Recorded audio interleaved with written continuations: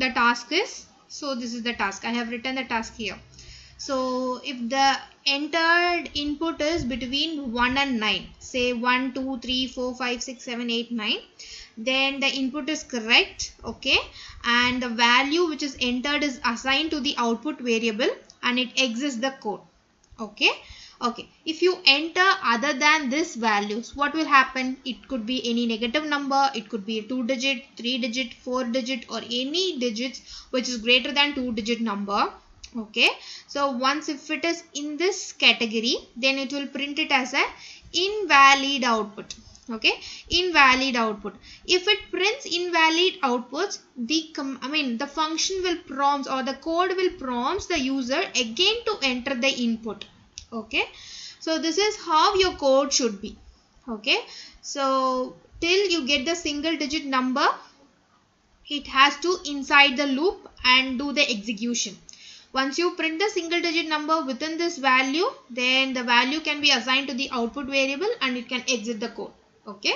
So this is the task for today. Let us get into the MATLAB and see the coding, okay. So I have already just written the code, okay.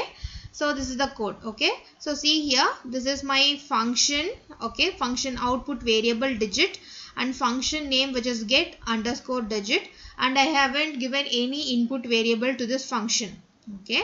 And also initially I am assigning the digit value to be 0, okay. And what I am going to do is, till digit value is equal to, if the digit value is 0, okay, so the loop has to continue, okay.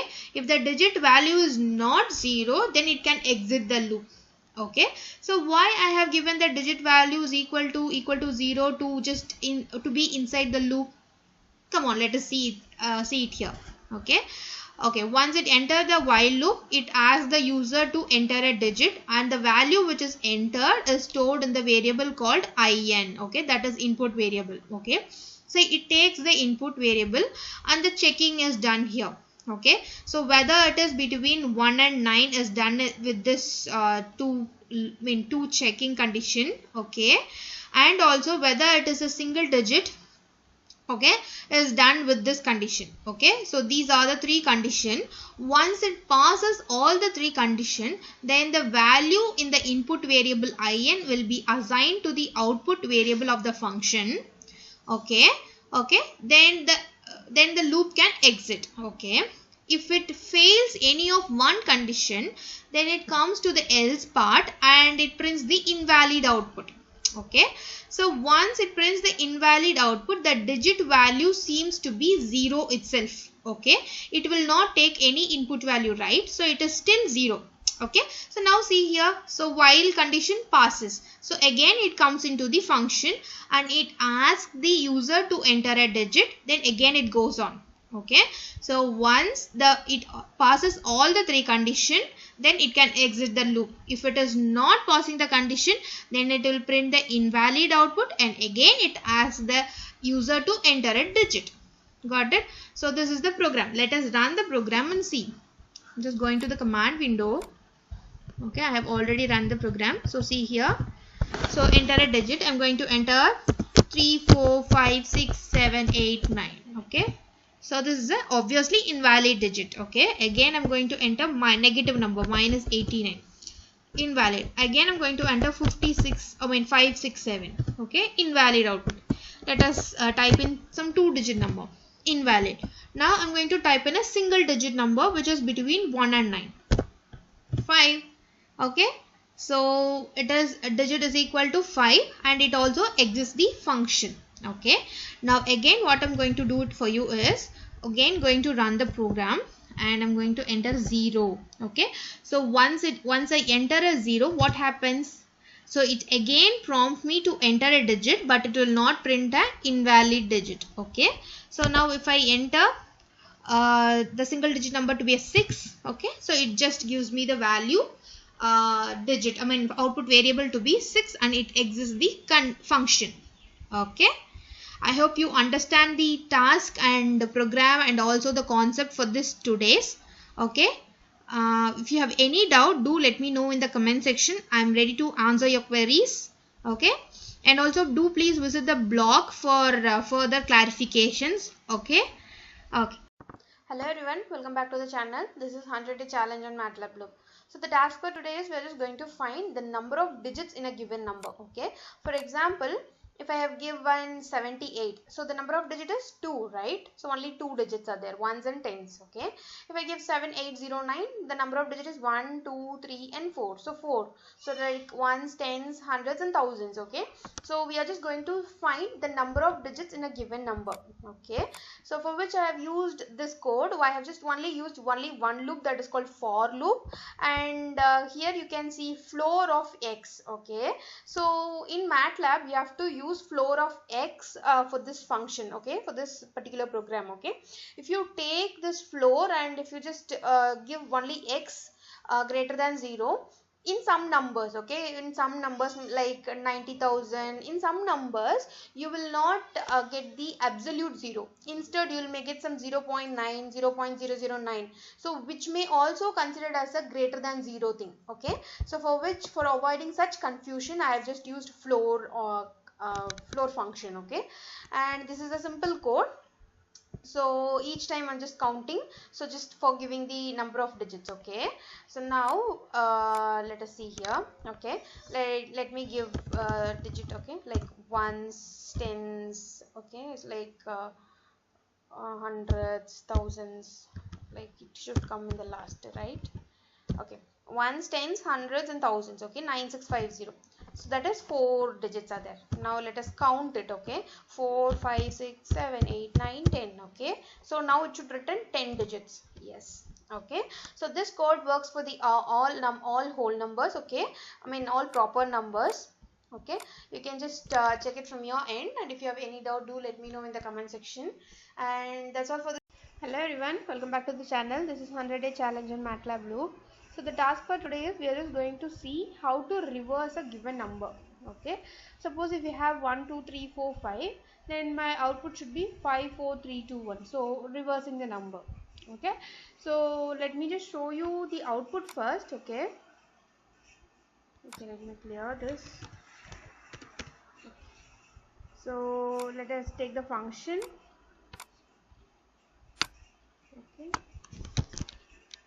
Okay, now I'm just going to run the function here on the command window, like 1, 2, 3, 4, 5.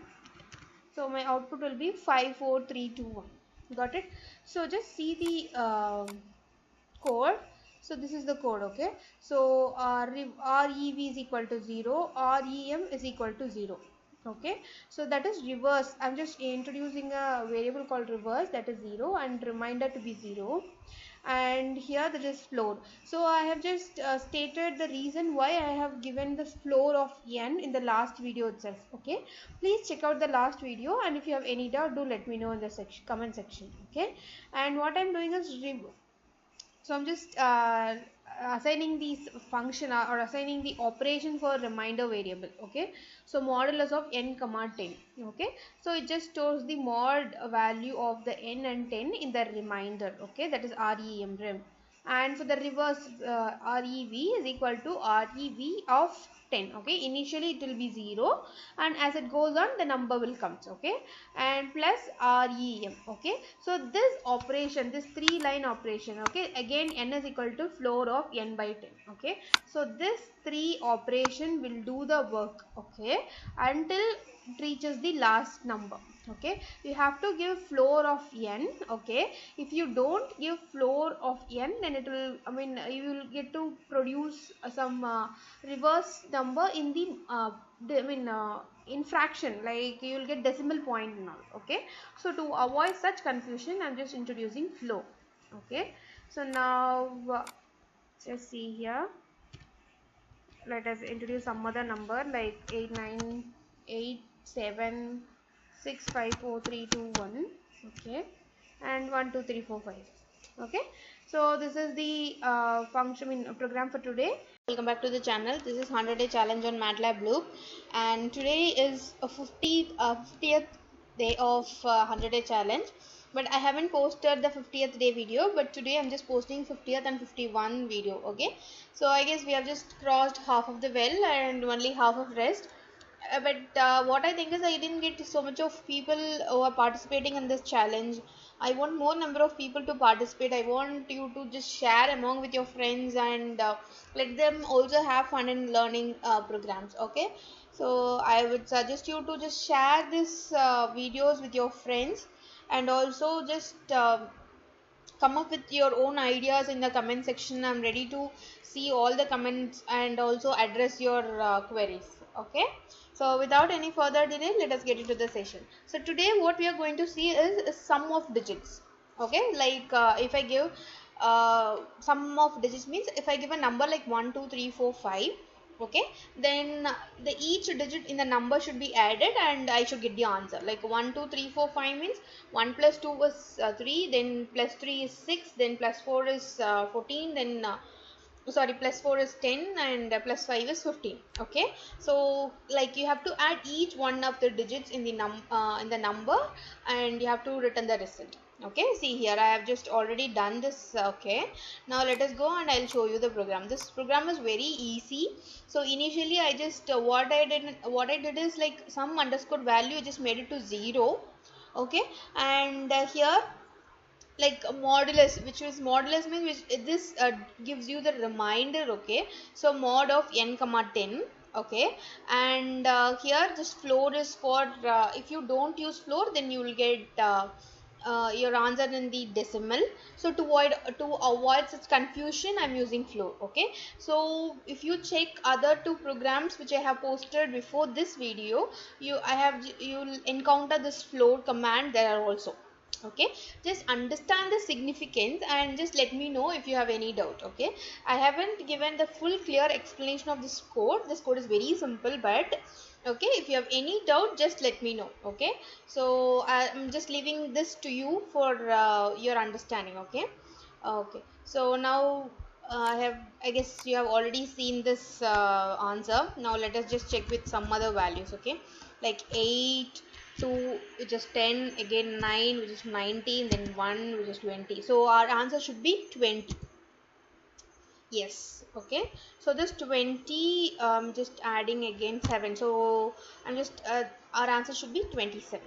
Okay, now can you see here answer equal to 27, but if you see the function, okay, the sum of digits should be stored in a variable called sum underscore value. Okay, but it is not displayed in the command window, right? See here, instead of sum underscore value, this answer is coming, right? So now just see here. So if I give 8, 2, 9, 1, 7 in this way, then I'll get sum underscore value is equal to 28. Okay, so can you see the difference between this and this? Here the variable where the digit, some of the digits should be stored is not given in this command. Here it is given. Okay, if it is not given, then MATLAB will take its default ANS variable, and if it is given, then the whatever variable you give, it is just displayed under that variable. Okay, and that's all for this particular video. We'll meet you in the next session. Till then, take care. Bye bye. Hello everyone, welcome back to the channel. This is 100 challenge in MATLAB Loop. The task for today is we are going to find the first and last digit of the given number. Okay, we have already done a program called to find the number of digits in the given number. Okay, to find the number of digits in the given number. So this program, I would say, is an enhanced form of that program. Okay, you will be using the same line of code but in a different way. Okay, to find the last digit number, this is very simple. You have to do only the modulus. Okay, modulus of that particular number with 10. Okay, so only one step to find the last digit number. Okay, so whereas to find the first digit, you have to go inside the loop, because it may, the first digit may occur like 5 digits apart from a last digit. Okay, or 6 digit apart from last digit. It may occur at different number of it may occur at different distance. Okay, like last digit, if you say, for example, let me go to the command window and explain this. Okay, if I say 4 5 6 7, okay, so 7 is the last digit. Okay, and the first digit occurs at the third place from the 7, right? If I go 9, something like this, the last digit is 5. So can you see the number of digit between the first and last? So the number of digits got increased. Before it was 2, now it got increased. So to avoid, to make it generic for all the kind of numbers, I have used loop here, and the type of loop I have used is while loop. Okay, and floor is the function I have used for rounding. Okay, if you have any doubt using the floor, you can check out the other videos also, where I have given full explanation for floor and CEL, etc. Okay, so let me go and show you the output. Okay, so this is the output which I have already taken. So if I don't give the output variables which I have given in the function, that is first and last is the output variable. If I don't give those output variable while running the function, then it just gives the only first digit of the given number. Okay, if you give both first and last, that is the two output variables for the particular function, then it displays the, see here, 1 2 3 4, then its last digit is 4 and first digit is 1. Okay, okay, now I have increased the digit, like 4 is the first digit and 1 is the last digit. See here, the output is perfect. And here also, see, this is the bigger number, and 6 is the last digit and 9 is the first digit, and we have got this output also same, right? Okay, you just try it from your end, and if you have any doubt, do let me know in the comment section. I'm ready to answer your queries. Okay, I'll meet you in the next session. Till then, take care. Bye bye. All, welcome back to the channel. This is 100-day challenge on MATLAB Loop. So today we are going to see about an interesting topic. Okay, so this is an extension of yesterday's program. So in yesterday's task, we have seen how to find first and last digit of a given number, right? So this is the code for that. Okay, so I'm going to use the same code. That means I'm going to call this function inside my new function which I'm going to do for today. Okay, see here is how I have called the function. Okay, so just the output variable equal to and the function name and the parameter or the variable which I'm going to pass it to the function. Okay, I have called the function here. So here it is calling the function. Okay, calling the function. Okay, and then next one is digits. Okay, so the next step, I'm finding how many digits are there in the given number. So for here I have used log option. So if I give log of that particular number, okay, that gives me a value. Okay, that gives me a value, so which is a floating point, which means which is a decimal. To convert it to a round of number, I have just used float. Okay, and after this, here is a mathematical equation. Okay, so which is used for just swapping the elements. Okay, here I have just found first and last value, and here I have found the number of digits. So using this particular using these three variables, I have just framed a equation. So this equation gives you the swapped number. Okay, so this is nothing but what you're going to do is you are just multiplying the last digit. Okay, last digit with the 10 to the power of digits. So how many number of digits in the number that you're going to do, then you're going to add it with this floor. Again you're going to round off with the modulus of n, the given n comma 10 to the power of digits. Okay, so let me work out and show you this formula one by one. Okay, so here if you see, if I give 1 2 3 4 5, okay, for example 1 2 3 4 5, then this part, okay, this part will give me 50,000. Okay, 50,000, and this part will give me 2 3 4 5. Okay, this 4 digits. Okay, 2 3 4 5. Okay, and here we are going to minus the last digit and add the first digit. Okay, so you can just work out part by part and get to know the answers. Okay, if I give 1 2 3 4 5, my 1 and 5 is get stored in this first and last variable, and the number of digits it just found using this log is 4. Okay, so usually you know how we will find the natural logarithm, right? So according to that, we'll just get the number of digits. Okay, which is 1 less than the total number. Okay, and here the last digit multiplied by the total digits, so it's so last digit is 5 here, and we'll get 50,000. Okay, and 50,000 plus 2 3 4 5. Okay, and what we'll do, 50,000 52,345 we'll get, and what we'll do from this number is we'll just minus the last digit, that is 5, and add the first digit, so that we will get the swapped number. Okay, now let me show you. Okay, so I have just given 67541. So first digit is 6 and last digit is 1, and the swapped number, can you see here, 17546. Okay, and our usual example 1 2 3 4 5. Okay, so this is the example, and again let us consider some bigger number like 999834567. Okay, and can you see, just it got swapped. Okay.